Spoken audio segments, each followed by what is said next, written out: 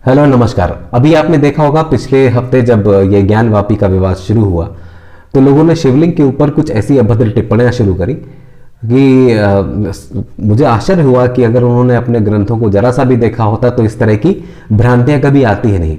और ये उन लोगों में नहीं है जिनकी संस्कृति हमसे अलग है, ये भ्रांतियां उन लोगों में भी थी जो हमारे ही कम्युनिटी को बिलोंग करते हैं, हमारी संस्कृति से ही अपना आइडेंटिफाई करते हैं। तो और दूसरी बात यह है, बहुत जो शॉकिंग न्यूज वो ये थी कि ये सारे लोग ब्लू टिक धारी हैं, यानी ये सोशल इन्फ्लुएंसर है और उन्होंने इतनी भ्रांति फैला दी कि लोगों को एक अभद्रता हो गई है पूरे ट्विटर पर और एक पूरा दिन ये कैंपेन चला। तो मुझे लगा इस पर हमें बात करनी चाहिए। नॉर्मली मैं एक खंडन मंडन के सब्जेक्ट उठाता नहीं हूं, but still I think it is required.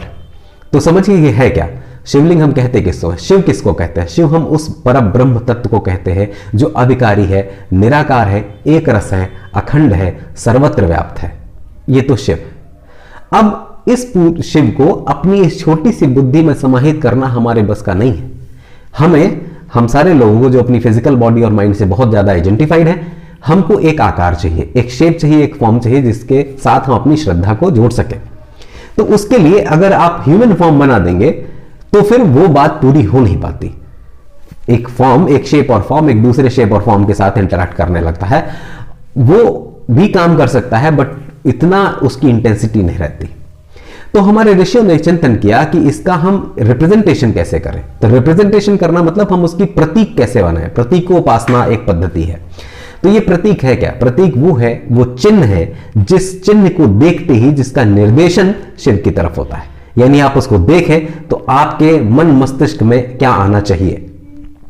उस अविकारी तत्व को आप सीधे सीधे तो देख नहीं सकते, उसको अपनी बुद्धि में समाहित नहीं कर सकते, इसलिए हमने उसकी एक व्याख्या करी और उसको एक रूप दिया और जिसको हम कहते हैं शिवलिंग।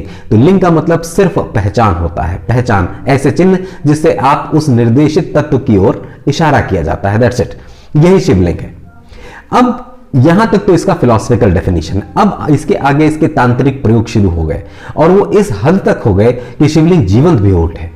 वो हम आगे बात करेंगे कैसे किया जाता है। और एक सिंपल सा फॉर्मूला इसका समझ लीजिए कि जहां जो चेतन तत्व है वो मेरे भीतर भी है, आपके भीतर भी है, हमारे आपके बीच में भी है, पत्थर में भी है और पत्ते में भी है, तिनके में भी है, सर्वत्र वो व्याप्त है, एक जैसा, एक रस। तो चेतन तत्व तो शिवलिंग में भी है। अब उस शिवलिंग के कुछ ऐसे तांत्रिक क्रियाएं हैं जिसके थ्रू उसको हम एनर्जाइज करते हैं, कॉन्सेक्रेट करते हैं। ये तांत्रिक प्रक्रियाओं की एक पद्धति है और ये शुरू से अनादिकाल से हमारे यहां रही है। तो ध्यान रहे, शिवलिंग का पर जो भी अभद्र टिप्पणियां हो रही हैं वो आज इसी क्षण से बंद हो जानी चाहिए।